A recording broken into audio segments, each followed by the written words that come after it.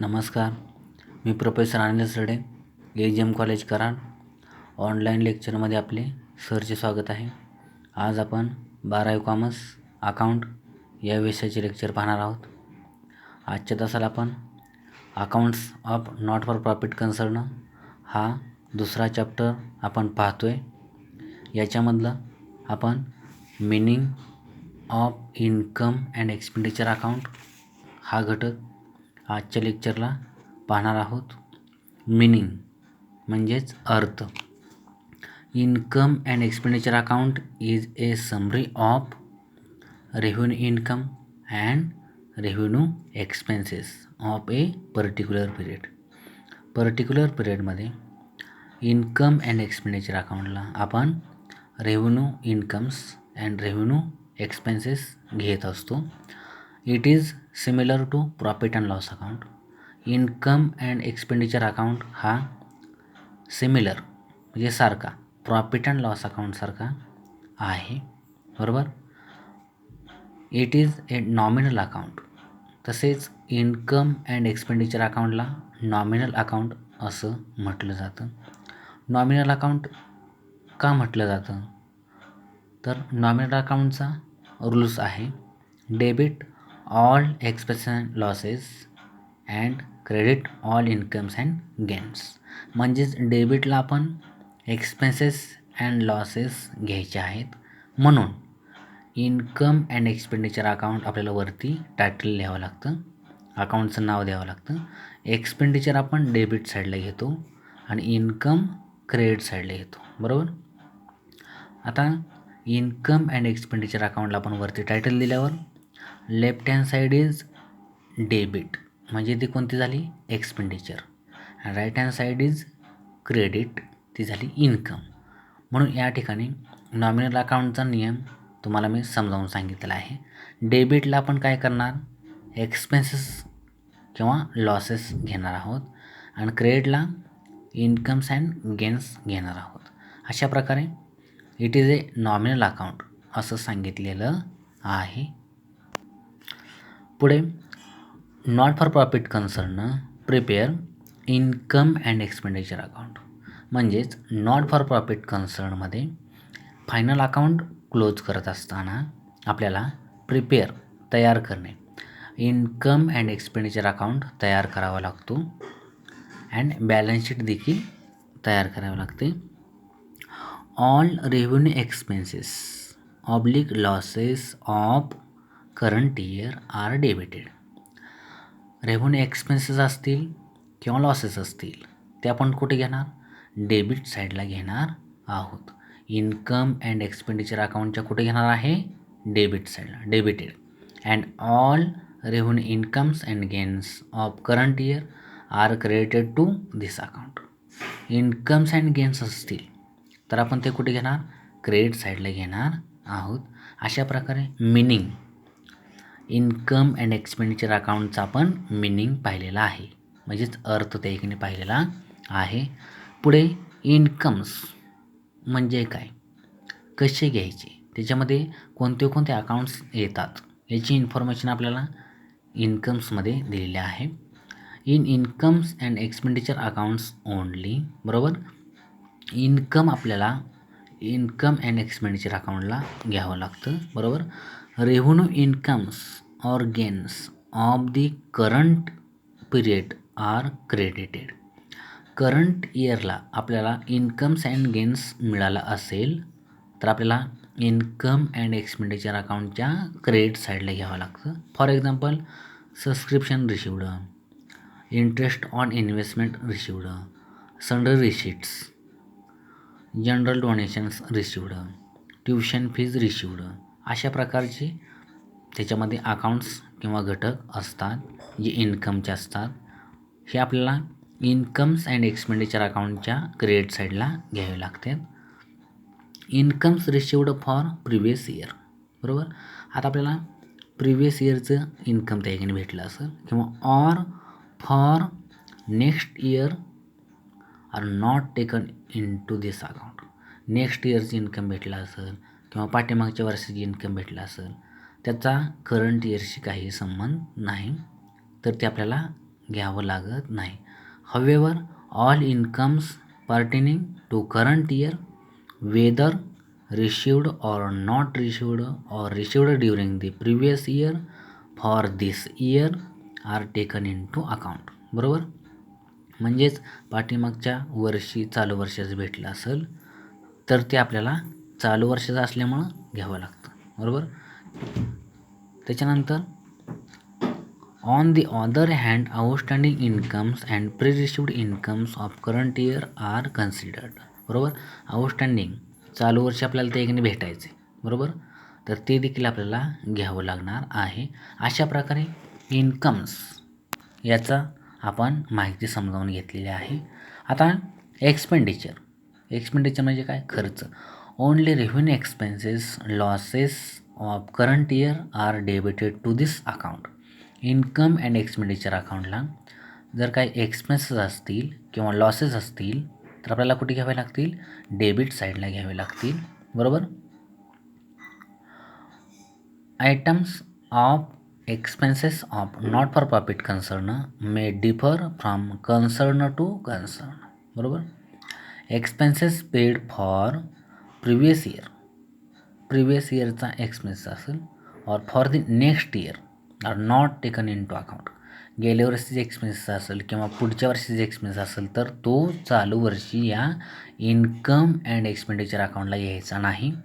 However all expenses pertaining to current year whether actually paid or not paid during the previous year or current year are taken into account. बरोबर.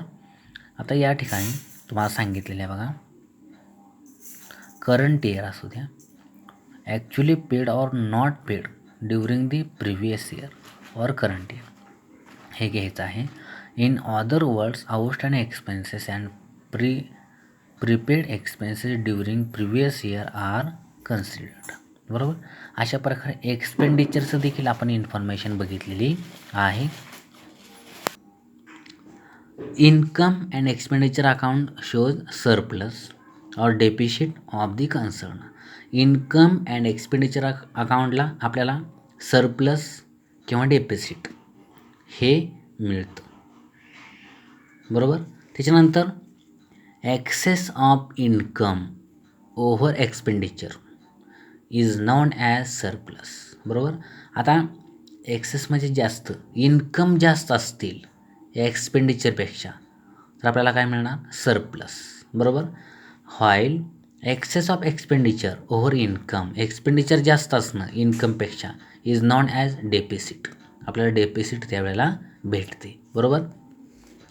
If there is a surplus it is added to the capital fund. Surplus जर आपल्याला मिळाली तर आपल्याला ते कॅपिटलमध्ये add करावे लागते. And if there is a deficit जर त्या एकीने मिळाली तर it is deducted from capital fund. Deficit मिळालं तर कॅपिटलमधनं डिडक्ट करायची म्हणजे मायनस करायची, आणि सरप्लस जर त्या एकीने भेटले तर कॅपिटलमध्ये ॲड करायची. बरोबर. अशा प्रकारे आपण हे देखील त्या एकीने इन्फॉर्मेशन बघितलेली आहे. अशा प्रकारे आपण इन्कम अँड एक्सपेंडिचर अकाउंटचं मिनिंग पाहिलं. इन्कम्स याची देखील इन्फॉर्मेशन बघितलेली आहे. एक्सपेंडिचर याची देखील इन्फॉर्मेशन बघितलेली आहे. आता आपण पुढे features of income and expenditure account आपण पाहणार आहोत. म्हणजे इन्कम अँड एक्सपेंडिचर अकाउंटची वैशिष्ट्ये. फीचर्स वैशिष्ट्ये. एक, income and expenditure account is a nominal account. बरोबर. आपण वरती देखील पाहिलेलं आहे बघा, इन्कम अँड एक्सपेंडिचर अकाउंटला नॉमिनल अकाउंट असं म्हटलं जातं. का म्हटलं जातं तर नॉमिनल अकाउंटचं रूल्स आहे, debit all expenses and losses and credit all incomes and gains. बरोबर. इन्कम अँड एक्सपेंडिचर अकाउंटच्या डेबिटला आपण एक्सपेन्सेस अँड लॉसेस घेतो आणि क्रेडिट साईडला इन्कम्स अँड गेन्स घेतो. म्हणून या ठिकाणी आपल्याला हे पहिलं वैशिष्ट्य सांगितलेलं आहे. 2, this account records only revenue expenses and incomes of current year only. म्हणजेच करंट इयरचे एक्सपेन्सेस. बरोबर. करंट इयरचे एक्सपेन्सेस, इन्कम्स फक्त इन्कम अँड एक्सपेंडिचर अकाउंटला घेतले जातात. 3, it is similar to profit and loss account. Profit and loss अकाउंटसारखा हा इन्कम अँड एक्सपेंडिचर अकाउंट आहे असं म्हटलेलं आहे. 4. It is prepared to find out surplus. आता आपल्याला इन्कम अँड एक्सपेंडिचर अकाउंटवरून आपल्याला फाइंड आउट सरप्लस आपण फाइंड आउट करू शकतो. सरप्लस कधी मिळते तर excess of income over expenditure.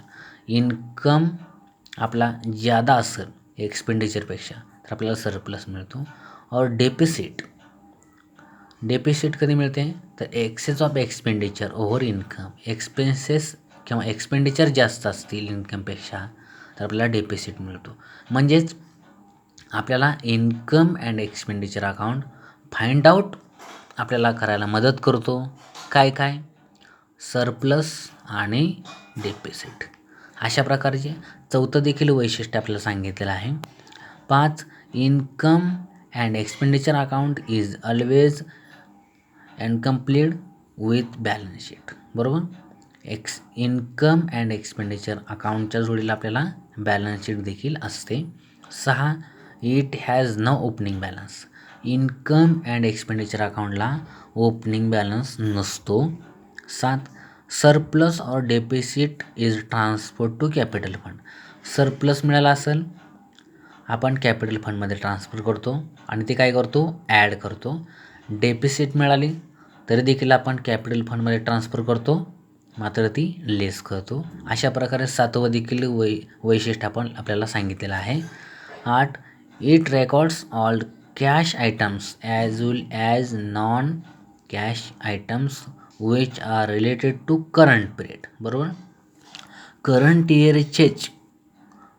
इयरचेच फक्त cash items as well as non cash items फक्त घेतले जातात. For example salaries paid, outstanding salary, bad debts, depreciation on fixed asset अशा प्रकारचेच घटक करंट इयरचेच घटक cash items or non cash items यांचं पोस्टिंग इन्कम अँड एक्सपेंडिचर अकाउंटला केलं जातं. अशा प्रकारे आपण फीचर्स देखील बघितलेली आहेत. आता आपण स्पेसिमन म्हणजे फॉर्मॅट आपण पाहणार आहोत. एकदम वरती इन द बुक्स ऑफ बिझनेसमॅनचं आपल्याला नाव लिहावं लागतं या ठिकाणी. अकाउंटचं नाव लिहावं लागतं इन्कम अँड एक्सपेंडिचर अकाउंट. बरोबर. टायटल द्यायचं अकाउंटचं. बरोबर. एकदम वरती बिझनेसमॅनचं नाव, इन्कम अँड एक्सपेंडिचर अकाउंट त्याच्याखाली स्टेटमेंट द्यायचं for the year ended 31 March 2000 काय असेल ते 2021 काय असेल ते त्या इयर दिलेलं. आता left hand side is debit, right hand side is credit. बरोबर. लेफ्ट हँड साईडला आपण एक्सपेंडिचर घेतो, राईट हँड साईडला आपण इन्कम घेतो. म्हणून या ठिकाणी नाव लिहिताना आपण काय करतो इन्कम अँड एक्सपेंडिचर अकाउंट घेतो मात्र एक्सपेंडिचर डेबिटला जातात, इन्कम क्रेडिटला येतो. बरोबर. अशा प्रकारे. आता left hand side is debit, right hand side is credit. Left hand साईडला एक्सपेंडिचरचा एक कॉलम मोठा, 2 अमाऊंटचे कॉलम, एक इनरचा कॉलम आणि एक आउटरचा कॉलम. राईट हँड साईडला क्रेडिट साईडला इन्कमचा एक कॉलम मोठा आणि 2 अमाऊंटचे कॉलम, एक इनरचा आणि एक आउटरचा. अशा प्रकारे इन्कम अँड एक्सपेंडिचर अकाउंटचा फॉर्मॅट आपल्याला दिलेला आहे. बरोबर. स्पेसिमन फॉर्मॅट आपल्याला दिलेला आहे. आता आपण डिटेलमध्ये ह्याची इन्फॉर्मेशन बघूया. अगोदर एक्सपेंडिचर साईड आपण पाहूया. एक्सपेंडिचर साईडला टू सॅलरीज पेड मूळ किंमत या ठिकाणी आपल्याला म्हणजे सॅलरीची मूळ अमाऊंट या ठिकाणी आपल्याला घ्यावी लागेल. लेस पेड फॉर लास्ट इयरची सॅलरी असेल तर लेस करून घ्यावं लागेल. पेड फॉर नेक्स्ट इयरची सॅलरी असेल तर ते देखील आपल्याला लेसच करावी लागणार आहे. म्हणजे लास्ट इयर म्हणजे गेल्या वर्षी सॅलरी असेल प्रिव्हियस इयरची लेस करणे, नेक्स्ट इयरची सॅलरी असेल ती देखील लेस करणे.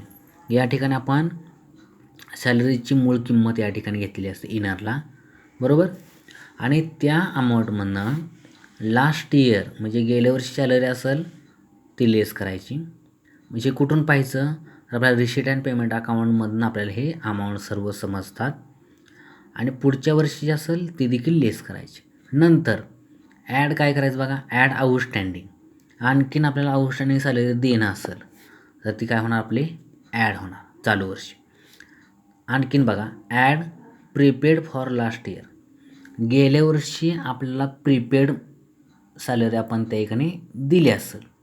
प्रीपेड सॅलरी गेल्या वर्षी आपण चालू वर्षाची प्रीपेड सॅलरी दिली असेल, म्हणजे ॲडव्हान्समध्ये गेल्या वर्षी आपण चालू वर्षी सॅलरी दिली असेल तर ते काय असणार, प्रीपेड असणार. प्रीपेड म्हणजे चालू वर्षाची आहे ना, म्हणून आपण ते देखील ॲड करून घ्यायची, बरोबर.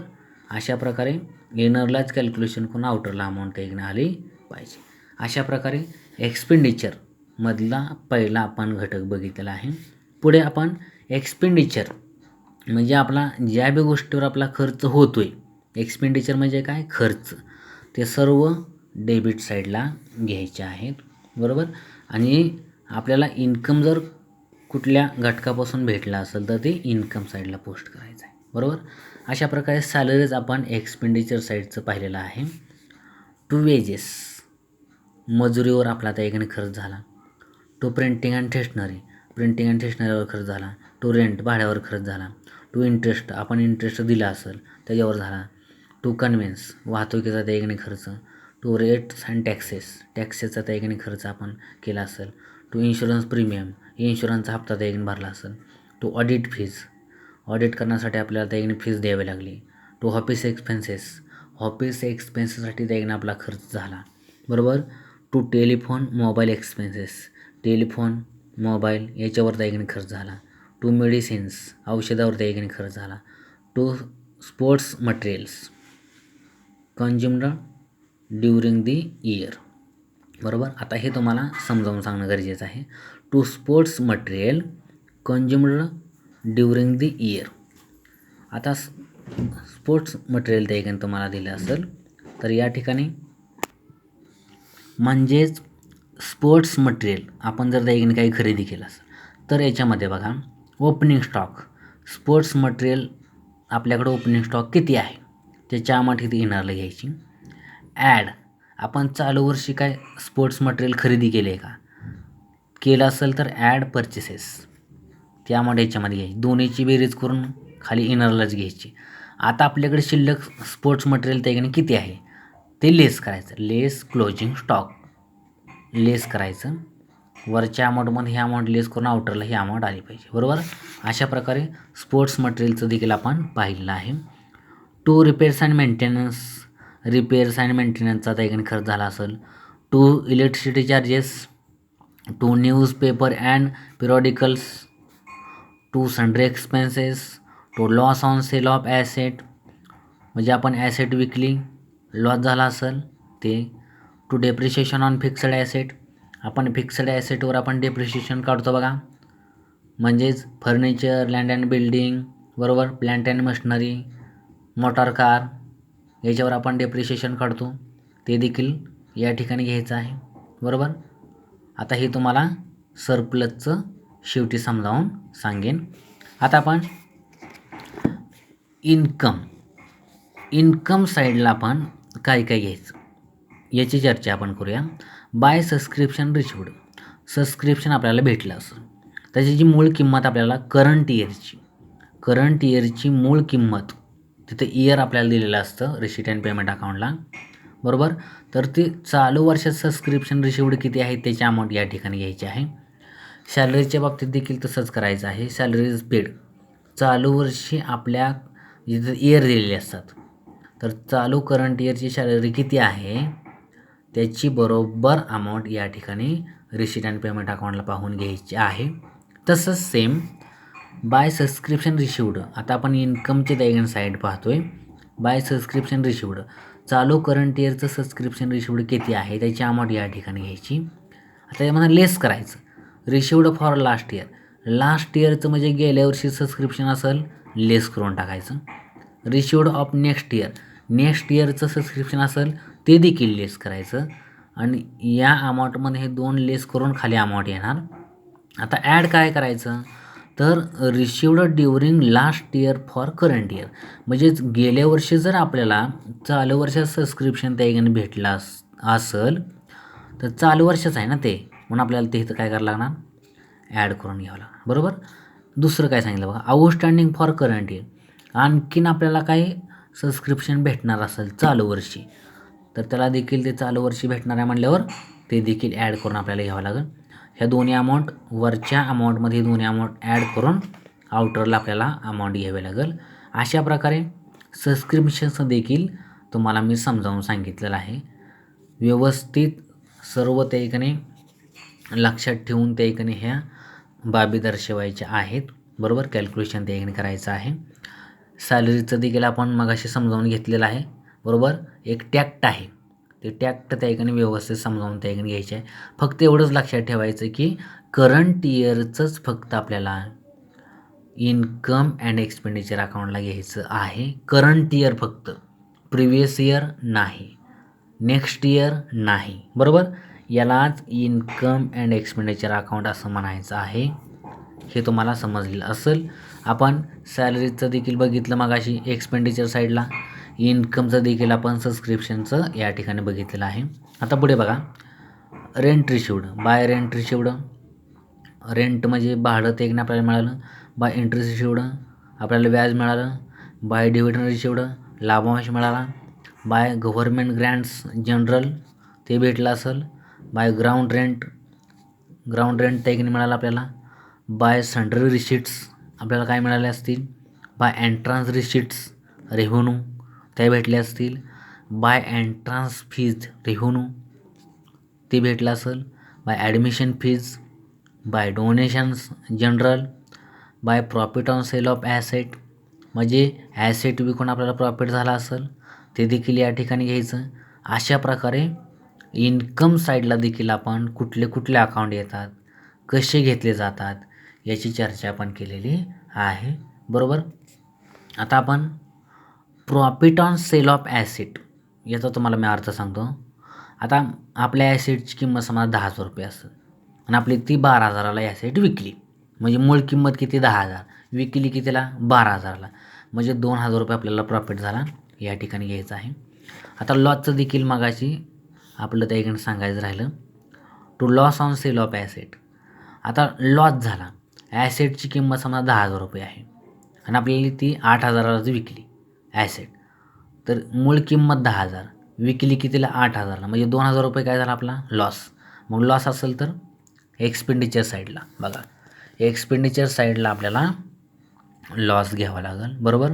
अशा प्रकारे लॉसचं देखील बघितलं आणि आपण प्रॉफिटचं देखील बघितलेलं आहे. लॉस असेल तर आपल्याला डेबिट साईडला घ्यावा लागतो आणि प्रॉफिट असेल तर क्रेडिट साईडला घ्यावा लागतो. बरोबर. अशा प्रकारे दोन्ही साईडचं आपण अकाउंट्सची इन्फॉर्मेशन बघितलेली आहे. आता आपण income and expenditure account close केल्यानंतर कोणत्या साईडला आपल्याला काय काय त्या ठिकाणी भेटतं याची चर्चा आपण करणार आहोत. आता आपण सुरुवातीपासून बघूया. आता आपण अगोदर डेबिटचं बघूया. एक्सपेंडिचर साईड जर मोठी असेल बघा, एक्सपेंडिचर साईड जर मोठी असेल म्हणजेच एक्सपेंडिचर साईडची अमाऊंट इन्कमपेक्षा जास्त असतील तर जी साईड मोठी असेल त्याची आपल्याला अमाऊंट घेऊन अकाउंटिंग क्लोज करावं लागतं. मग एक्सपेंडिचर साईड मोठी आहे असं आपण गृहीत धरूया. मग या ठिकाणी या आउटर कॉलमची आपण बेरीज या ठिकाणी करणार. बरोबर. ही अमाऊंट काय करणार, बरोबर समोर अपोजिट साईडला मांडून घेणार. बरोबर. आणि या अमाऊंटमधून बरोबर इथून वरती प्रॉफिट ऑन सेल ऑफ ॲसेटपासून वरती सर्व अमाऊंट काय करणार, लेस करणार. लेस करून या ठिकाणी डिफरन्स येणार, तो काय असणार आहे, बाय डेपिसिट आपल्याला या ठिकाणी भेटणार आहे. Excess of expenditure over income, म्हणजेच एक्सेस म्हणजे काय, जास्त असणं, एक्सपेंडिचर जास्त आहेत इन्कमपेक्षा, म्हणून आपल्याला काय मिळालं या ठिकाणी डेपिसिट मिळालेलं आहे. आता अपोजिट दुसरी बाजू आपण समजून घ्या. आता इन्कम साईड जर मोठी असेल, बरोबर, इन्कम साईड जर मोठी असेल एक्सपेंडिचरपेक्षा, तर आपण काय करणार, इन्कम साईडच्या आउटर कॉलमची बेरीज या ठिकाणी खाली करणार आहे. या ठिकाणी बेरीज केली की ही अपोजिट साईडला मांडून घेणार, बरोबर. आणि अपोजिट साईडला मांडल्यानंतर या अमाऊंटमधनं डेप्रिशिएशन ऑन फिक्स्ड ॲसेटपासून वरती सर्व अमाऊंटची त्या ठिकाणी बेरीज करून याच्यामधनं लेस करणार. मग या ठिकाणी काय होणार, आपल्याला डिफरन्स भेटणार. म्हणजे या अमाऊंटमधून या सर्व संख्या त्या ठिकाणी वरच्या अमाऊंट लेस केल्यानंतर डिफरन्स या ठिकाणी येणार आहे, बरोबर. त्याला काय म्हटलं जातं, टू सरप्लस. सरप्लस त्या ठिकाणी भेटली आपल्याला, बरोबर. सरप्लस कसं झालं, तर excess of income over expenditure. म्हणजे एक्सेस म्हणजे काय, जास्त असणं. म्हणजे इन्कम जास्त आहेत एक्सपेंडिचरपेक्षा, हे इन्कम जास्त आहेत, म्हणून आपल्याला ह्या ठिकाणी काय झालं, सरप्लस त्या ठिकाणी भेटलेलं आहे, बरोबर. सरप्लस. आता सरप्लस आपण कुठं ट्रान्सफर करणार, तर बॅलन्स शीटच्या लायबिलिटी साईडला कॅपिटल फंडमध्ये, बरोबर. बॅलन्स शीटच्या लायबिलिटी साईडला कॅपिटल फंडमध्ये आपल्याला हे सरप्लस काय करून घ्यावं लागेल, ॲड करून घ्यावं लागेल. आणि ह्याच्या विरुद्ध जर डेफिसिट असेल तरी देखील बॅलन्स शीटच्या लायबिलिटी साईडला कॅपिटल फंडमध्येच ही डेफिसिट ह्या ठिकाणी लेस करून घ्यावं लागणार. डेफिसिट असल्यामुळे आपल्याला ते कॅपिटल फंडमधनं लेस करून घ्यावं लागेल. आणि सरप्लस असेल तर आपल्याला ते काय करावं लागेल, ॲड करून घ्यावं लागेल. अशा प्रकारे आपण इन्कम अँड एक्सपेंडिचर अकाउंटचा स्पेसिमन फॉर्मॅट बघितलेला आहे. आत्ता पुढे आपण difference between receipt and payment account and income and expenditure account आपण पाहणार आहोत. म्हणजे फरक स्पष्ट करा आपल्याला दिलेला आहे. या ठिकाणी आपल्याला पॉईंट्स दिलेले आहेत. रिसीट अँड पेमेंट अकाउंट आणि राईट हँड साईडला इन्कम अँड एक्सपेंडिचर अकाउंट दिलेला आहे. Difference between receipt and payment account and income and expenditure account म्हणजे फरक स्पष्ट करा आपल्याला दिलेला आहे. तर आपण थोडक्यामध्ये समजावून घेऊया. टाईप ऑफ अकाउंट, पहिला पॉईंट आहे type of account. Receipt and payment account सुरुवातीला आहे, इन्कम अँड एक्सपेंडिचर अकाउंट दुसऱ्यांदा आहे. आता आपण नाव उच्चारणार नाही, डायरेक्टली आपण आता समजावून ते घेऊया. टाईप ऑफ अकाउंट, एक, it is a real account, बरोबर. याच्यामध्ये रिसीट अँड पेमेंट अकाउंटमध्ये रिअल अकाउंटचं समावेश असतो. It is a nominal account, income and expenditure अकाउंटमध्ये नॉमिनल अकाउंटचा समावेश असतो. Nature, it is similar to cashbook. Receipt and payment account कॅशबुकसारखं आहे. It is like a profit and loss account. Income and expenditure account profit and loss अकाउंटसारखं आहे. Object, it is prepared to present a summary of cash transaction, बरोबर. Cash ट्रान्झॅक्शनचं या ठिकाणी summary असते. It is prepared to ascertain the net results of all incomes and expenditure transactions. म्हणजे याच्यामध्ये income and expenditure अकाउंट्सचं नेट रिझल्ट्स त्या ठिकाणी आपल्याला दिलेला असतो. Opening balance, it starts with opening cash balance and bank balance or bank overdraft balance. Receipt and payment अकाउंटमध्ये cash balance, bank balance, bank overdraft balance दिलेले असतात, इथे ओपनिंगला घ्यावे लागतात. आता इन्कम अँड एक्सपेंडिचर अकाउंटमध्ये it has no opening balance. Income and expenditure अकाउंटमध्ये opening balance नसतो. 5. Closing balance, the closing balance represents cash in hand and cash at bank at the end of the given period. Receipt and payment अकाउंटमध्ये closing balance cash in hand आणि cash at bank असतो. आता याच्यामध्ये पाहूया. The closing balance represents either surplus of deficit, surplus or deficit. Income and expenditure अकाउंटमध्ये आपल्याला क्लोजिंगला surplus मिळतो किंवा डेपिसिट मिळते. बरोबर. पुढे 6 रिसीट अँड पेमेंट. आता बघा, all receipts and payments during the current period are recorded in this account. बरोबर. आता या ठिकाणी रिसीट अँड पेमेंट अकाउंटला या ठिकाणी करंट इयरचं ठिकाणी दिलेलं असतं. Only revenue receipts and revenue expenses are related to current period are recorded in this account. या ठिकाणी देखील इन्कम अँड एक्सपेंडिचर अकाउंटला देखील करंट इयरच्या संदर्भात त्या ठिकाणी दिलेली इन्फॉर्मेशन असते. नॉन कॅश आयटम्स म्हणजे कॅश आयटम्स नसणं. Non cash items are not recorded in this account. Receipt and payment अकाउंटला नॉन कॅश आयटम घेतले जात नाहीत. आता या ठिकाणी पाहूया. In this account non cash items like bad debts, depreciation, outstanding expenses are also included. म्हणजे इन्कम अँड एक्सपेंडिचर अकाउंटला ते घेतले जातात. कॅश आयटम असू द्या किंवा नॉन कॅश आयटम असू द्या, घेतले जातात इन्कम अँड एक्सपेंडिचर अकाउंटला. या ठिकाणी रिसीट अँड पेमेंट अकाउंटला नॉन कॅश आयटम घेतले जात नाहीत. आता 8 ऑल अकाउंट्स. बरोबर. All transaction related to personal account, real account and nominal account. Receipt and payment अकाउंटमध्ये हे तिन्ही पण येतात. आता या ठिकाणी पाहूया. These accounts contains only transactions related to nominal account. Nominal अकाउंटचे ट्रान्झॅक्शन या ठिकाणी इन्कम अँड एक्सपेंडिचर अकाउंटला येतात. Period. It includes amount received or amount paid for any period like previous year, current year or next year. Period तिन्हीचं पण याच्यामध्ये information दिलेली असते. In this accounts amount related to current year only are included. Income and expenditure अकाउंटला फक्त current अकाउंटचंच आपल्याला घ्यावं लागतं किंवा घेतलं जातं. आणि या ठिकाणी आपल्याला तिन्हीचं पण दिलेलं असतं, म्हणजे previous year, current year and next year. Balance sheet. आता बॅलन्स शीटचं बघूया. It need not be necessarily accompanied by a balance sheet. Receipt and payment अकाउंटला बॅलन्स शीटची गरज नसते. It is always accompanied by a balance sheet.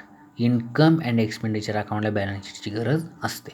अशा प्रकारे आपण receipt and payment account and income and expenditure account याचा difference between पाहिलेला आहे. म्हणजेच फरक स्पष्ट करा थोडक्यामध्ये आपण समजावून घेतला आहे. अशा प्रकारे आजच्या लेक्चरला आपण या ठिकाणी थांबूया. धन्यवाद.